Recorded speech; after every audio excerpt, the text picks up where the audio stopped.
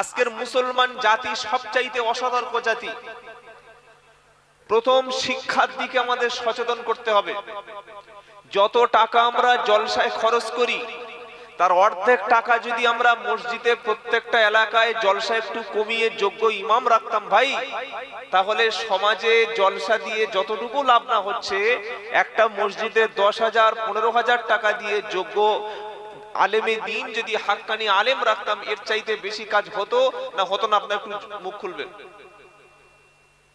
কিন্তু আপনি দেখুন, মূল্যায়ন করুন, জাস্টিফাই করুন, মসজিদগুলিতে সবচাইতে কম বেতনের ইমাম কমিটি নিয়োগ করে। বেশি পয়সার ইমাম আমরা মসজিদে রাখবো না, কিন্তু মসজিদের কাজটা সবচাইতে বেশি হবে। 25 লাখ, 30 লাখ, 40 লাখ টাকা। মাদ্রাসার শিক্ষকদের সেই একই অবস্থা, মসজিদের ইমামদের সেই একই অবস্থা। জাতি পয়সা যেখানে খরচ করার নয় সেখানে খরচ করছে। তো আল্লাহ তাআলা বলছেন লিয়াকুনা লিল আলামিনা নাযীরা, এটা একটা সতর্ক বার্তা। সতর্ককারী হিসাবে নবী আপনাকে কোরআন বা ফুরকান দিয়েছি। ফুরকান শব্দের অর্থ হচ্ছে সত্য এবং মিথ্যার পার্থক্যকারী। সুবহানাল্লাহ পাঠ করুন। আমরা সকলে জানি উমরের নামের শেষে বলা হয় উমরে ফারুক রাদিয়াল্লাহু আনহু, বলা হয় না? হয় না? কিন্তু উমরের নাম তো ফারুক ছিল না। ফারুক কোথা থেকে এলো জানার দরকার আছে। ওমর রাদিয়াল্লাহু তাআলা আনহু ইসলাম কবুলের আগে আল্লাহর নবী সাল্লাল্লাহু আলাইহি সাল্লাম দোয়া চেয়েছিলেন, আল্লাহ আবু জাহাল এবং উমরের মধ্যে দুইজনের মধ্য থেকে আপনি যাকে পছন্দ করেন ইসলামের জন্য আল্লাহ আপনি কবুল করুন। বিশেষ করে ওমর ফারুকের জন্য আল্লাহর নবী হেদায়েতের দোয়া চেয়েছিলেন। দোয়া কবুল করেছেন কে? যে ওমর রাদিয়াল্লাহু তাআলা আনহু ইসলাম কবুলের পূর্বে সবচাইতে বড় শত্রু ছিল ইসলামের। নবীজি দোয়া কবুল করলেন। আল্লাহ ইতিহাস সবাই জানেন, দোয়া কবুলের পরে যখন তিনি ইসলাম কবুল করলেন, আল্লাহর নবী সাল্লাল্লাহু আলাইহি সাল্লাম দাওয়াতের পবিত্র মেহনত নিয়ে তিনি গোপনে প্রচার করার কাজ করছিলেন। ওমর ফারুক নবীকে জিজ্ঞাসা করলেন, আল্লাহর নবী, আল্লাহ সত্য, অবশ্যই কোরআনও সত্য, আপনিও চির সত্য নবী, সত্য লুকিয়ে থাকবে আর মিথ্যা সেই সত্যর উপরে কেন থাকবে? প্রশ্ন বুঝতে পারছেন? সত্য লুকিয়ে থাকবে, মিথ্যা কেন সবার প্রকাশ্য প্রকাশ হবে? সত্য কেন লুকিয়ে থাকবে? সত্য যখন এসেছে এটা প্রকাশ্য প্রচার হবে, আর সত্য কখনো গোপন থাকবে না। এবার আমরা লুকিয়ে লুকিয়ে নয় বরং প্রকাশ্য ইসলামের দাওয়াত দেব। সুবহানাল্লাহ।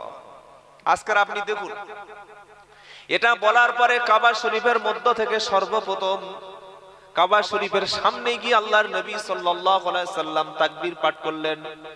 তাকবীর, আল্লাহু আকবার, শ্রেষ্ঠ স্লোগান, বলেন আল্লাহু আকবার। একটা তাকবীরে কাফেরের সমস্ত গোষ্ঠী অবিশ্বাসীরা সব ঘর থেকে বার হয়ে চলে এসেছে। সবার ধারণা এত জোরে তাকবীরটা কে দিচ্ছে? কে হঠাৎ করে ইসলাম কবুল করলো? ওমর ফারুক বললেন, যদি কেউ বিবিকে না বিধবা করতে পারে চায়, পিতা মাতাকে সন্তান হারা যদি কেউ না করতে চায়, সে যেন আমার সামনে আর না দাঁড়ায়। আল্লাহ যেমন সত্য, নবী যেমন সত্য, কুরআন যেমন সত্য, আজ থেকে প্রকাশ্য দ্বীন এবং দাওয়াতের কাজ শুরু হবে। জোরে বলুন সুবহানাল্লাহ। আজ বাতিল মাথা চাড়া দিয়েছে ভাই। আমরা মুসলমানরা বাপি তো চলে গেছে, জ্ঞানবাপীও চলে গেছে। জ্ঞানবাপী মসজিদের খবর শুনেছেন? জ্ঞানবাপী মসজিদের তলায় এএসআই যারা প্রত্নতত্ত্ববিদ তারা রিপোর্ট দিয়েছে, এটার তলায় শিবলিঙ্গ পাওয়া গেছে।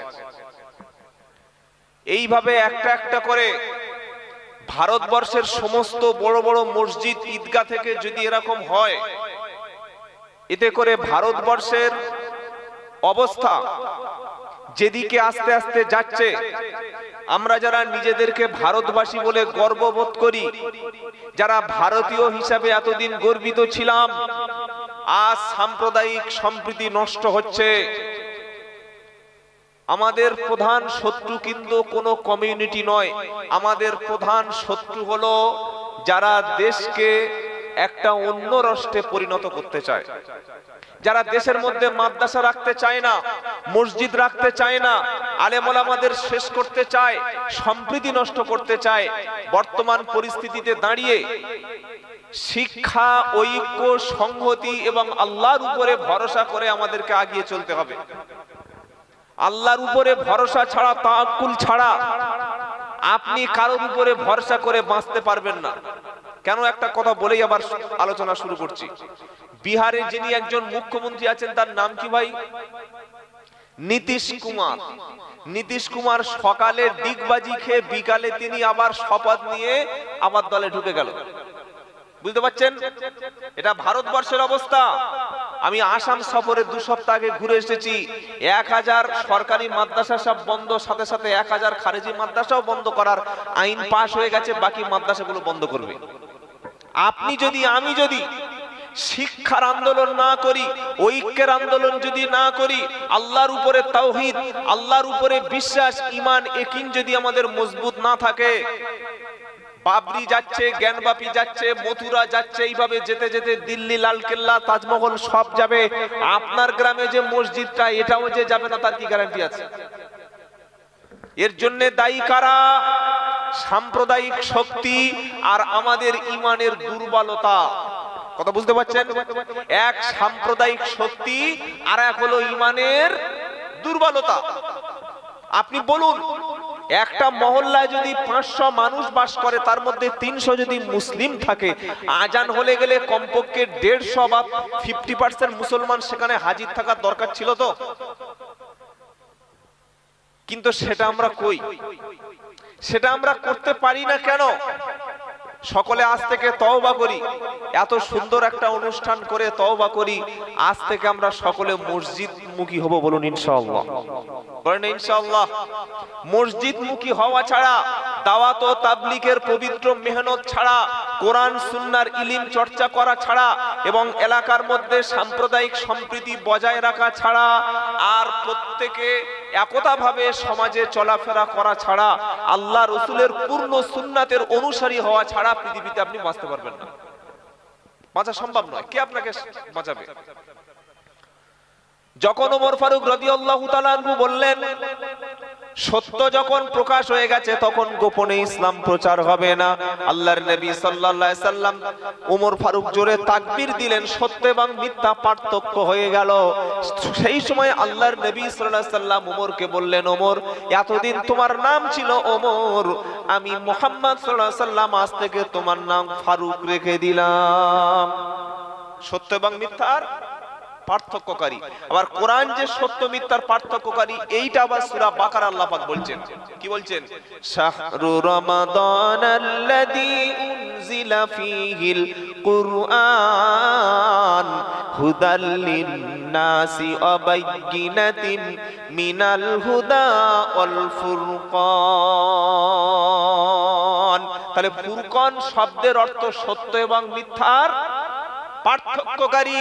কোরআন যে জাতির কাছে থাকবে, কোরআন যে শ্রেণীর কাছে থাকবে, কোরআন যে গোষ্ঠীর কাছে থাকবে, তারা সত্যের সঙ্গে থাকবে, তারা কখনো মিথ্যার সঙ্গে থাকতে পারে?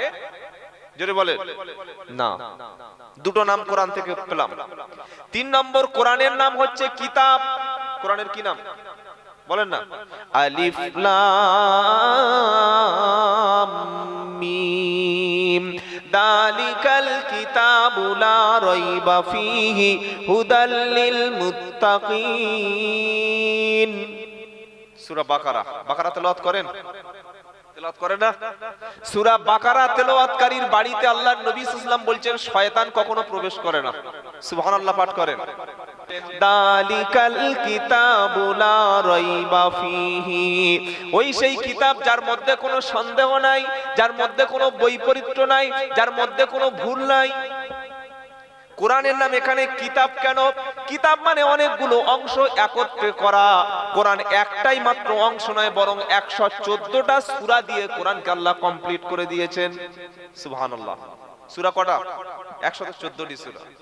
আবার 540টি রুকু দিয়েছেন, 6666টি বিভিন্ন বর্ণনায় রয়েছে, আয়াত রয়েছে। এই রকম কোরআনকে দিয়ে আল্লাহ তাআলা কিতাব বুঝিয়েছেন। কোরআনের একটা নাম হলো তাহলে কিতাব। এই কিতাবটা হচ্ছে মানুষের হেদায়েতের কিতাব। কিসের কিতাব বলেন? হেদায়েত। হেদায়েতের শ্রেষ্ঠ কিতাব হলো কোরআন। এছাড়া হেদায়েতের কোনো রাস্তা আপনি পাবেন না। কোরআনের আরেকটা নাম হচ্ছে হুদা। কি নাম? শুধু নামগুলো জানেন, আগে কোরআনের কতগুলো নাম আছে। হুদা, যেটা হেদায়েতের রাস্তা দেখাবে। আরবের মানুষ ছিল বর্বর, অসভ্য, খুন, হত্যা, ধর্ষণ, নারী নির্যাতন, মদ পান, এগুলো আরবের জমিনে সম্পূর্ণ অ্যাভেলেবেল হয়ে গেল। আল্লাহ পাক তার হাবিবকে পাঠালেন, নূর দিয়ে পাঠালেন। এখানে কোরআনকে কেন আল্লাহ তাআলা হেদায়েত বলছেন? আল্লাহ পাক শোনাচ্ছে, ফামান তাবিআ হুদায়া ফালা খাউফুন আলাইহিম ওয়ালা হুম ইয়াহজানুন। প্রথম পারা সূরা বাকারার 38 নম্বর আয়াতে আল্লাহ পাক শোনাচ্ছেন, যে ব্যক্তিরা কোরআনের এই হেদায়েতকে অনুসরণ করবে, কোরআনকে ফলো করবে, দুনিয়ায় তাকে কখনো আল্লাহ তাআলা রুজির অভাব রাখবে না, ভয় এবং ভীতির পরিবেশ থাকবে না। কোরআনকে অনুসরণ যারা করে চলবে, দুনিয়াতে তাদের ভয় থাকবে না, আখিরাতে চিন্তিত কোরআনওয়ালা ব্যক্তি কখনো হবে না। আরবের মানুষগুলো ছিল বর্বর, অসভ্য, জেনাকার, মদখোর, ধর্ষক, খুনি, মাতাল, অশিক্ষিত, ইললিটারেট। সেই মানুষগুলি কি এমন তারা পেল? তাদের কাছে কি এমন জাদু করা হলো? তাদের কাছে কোন কিতাবটা তুলে দেওয়া হলো যে তারা আরবের জমিনে নেতৃত্ব দিতে শুরু করলো? কি পেয়েছিল তারা? কোরআন পেয়েছিলেন। বলুন সুবহানাল্লাহ। ফামান তাবিয়া হুদায়া, অনুসরণ যারা করবে কোরআনের, হুদা এখানে হিদায়াতের কিতাবের নাম হচ্ছে কোরআন। কোরআনকে যারা অনুসরণ করে চলবে, আল্লাহ পাক তাদের শুনিয়ে দিচ্ছে দুনিয়ায় তাদের কোনো ভয় থাকবে না। যে আরবের মানুষগুলো এত চুরি করত, কেউ রাত্রিবেলা সম্পদ নিয়ে গেলে তারা রাস্তায় বার হতে পারতো না। কোরআন যখন তাদের কাছে এসে হেদায়েতের সত্য কিতাবটা দিয়ে গেল, মানুষের বাড়িতে বাড়িতে যখন খাবার পৌঁছে গেল, যাকাতের সম্পদটা যখন সমানভাবে গরিবের পৌঁছে দেয়া হলো, এরপরে চুরির শাস্তি হিসাবে যখন হাত কাটার কথা কোরআন শুনিয়ে দিল, চুরি বন্ধ হলো, সমস্ত মাল সম্পদগুলি তখন গরিবের বাড়িতে ধনী ব্যক্তিরা যাকাত তখন পৌঁছে দিল। সুবহানাল্লাহ। একটা পিসফুল, একটা শান্তির শহর হিসাবে আল্লাহ তাআলা মক্কাকে, মদিনাকে আল্লাহ তাআলা শান্তির শহর বানিয়ে দিলেন, মক্কাকে শান্তির শহর বানিয়ে দিলেন। মদিনা রাষ্ট্র প্রতিষ্ঠা হলো একটা পিসফুল সিটি, পিসফুল কান্ট্রি হিসাবে আল্লাহ তাআলা বিশ্বের জমিনে নবী প্রথম একটা শান্তির শহর, একটা শান্তি নগর প্রতিষ্ঠা করলেন। সুবহানাল্লাহ বলতে ইচ্ছা করে না? কিসের দ্বারা সম্ভব হয়েছে ভাই? কোরআনের দ্বারা, কিতাবের দ্বারা। এই কিতাব যদি আমরা না পড়তে পারি, এই কিতাব যদি আমরা না বুঝতে পারি, এই কিতাবকে আমাদের প্রজন্মের হাতে যদি না দিয়ে যাই, শান্তি চিৎকার করে করে শান্তি শান্তি জিকির করলে শান্তি আসবে না। কিরকম শান্তি? শুধু একটা কথা আপনাকে বলি। হযরত ইব্রাহিম আলাইহিস সালাম, তাহলে কোরআনের নাম 4-5টা জেনে নিলাম তো। ইব্রাহিম আলাইহিস সালাতু ওয়াস সালাম, তিনি হলেন জাতির পিতা। কিসের পিতা বলেন? মিল্লাতা আবিকুম ইব্রাহিম হুয়া সাম্মাকুমুল মুসলিমিন। জাতির পিতার নাম হলো হযরত ইব্রাহিম আলাইহিস সালাম। ইব্রাহিম আলাইহিস সালাম তিনি যখন জন্মগ্রহণ করেন, সেই যুগে রাজা বাদশা, যিনি জালিম শাসক, কি নাম ছিল? সবার জানা আছে, নাম হলো নমরুদ। নমরুদের আমলে, নমরুদের যিনি গণৎকার আছেন, নমরুদের যিনি জ্যোতিষী, তিনি বলে দিয়েছেন, নমরুদ আপনার রাজত্বে খুব তাড়াতাড়ি এমন একজন সন্তান জন্মগ্রহণ করবে যে আপনার জীবন ব্যবস্থা, আপনার দেওয়া বিধান, আপনার রাষ্ট্র ব্যবস্থা, আপনার আইন ব্যবস্থা ভেঙে চুরমার করে দিয়ে আল্লাহর আইন ব্যবস্থা প্রতিষ্ঠা করবে। শুনতে পাচ্ছেন? এই যে ইসরায়েলি অত্যাচার চলছে, ফিলিস্তিনি অত্যাচার চলছে, বিশ্বের জমিনে যেখানে যেখানে অত্যাচার চলছে, মনে রাখবেন জালিমদের সময় হাতে আর বেশি কিন্তু বাকি নাই। আগামী দিন হবে ইসলামের দিন, আগামী দিন হবে ইমাম মাহাদির দিন, আগামী দিন হবে কোরআনের দিন, আগামী দিন হবে হযরত ঈসা আলাইহিস সালামের দিন। জোরে বলুন না সুবহানাল্লাহ। আগামী দিন নেতৃত্ব দেবে হাক্কানি ওলামায়ে কেরামরা। জোরে বলুন না সুবহানাল্লাহ। সংবিধান হবে কোরআন।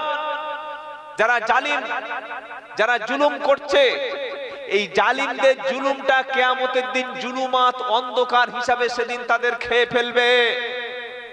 ইহুদি খ্রিস্টানরা খুব ভালো করে জানে আমাদের হাতে সময় বেশি নাই, তারা জানে আমাদের রাজত্ব শেষ হয়ে আসছে, তাই তারা এত জুলুম অত্যাচার নির্যাতন করে যাচ্ছে ভাই। কিন্তু আল্লাহর উপরে আমাদের ভরসা, কখন আমরা আল্লাহ ছাড়া কারোর উপরে ভরসা করবো না, বলুন ইনশাআল্লাহ।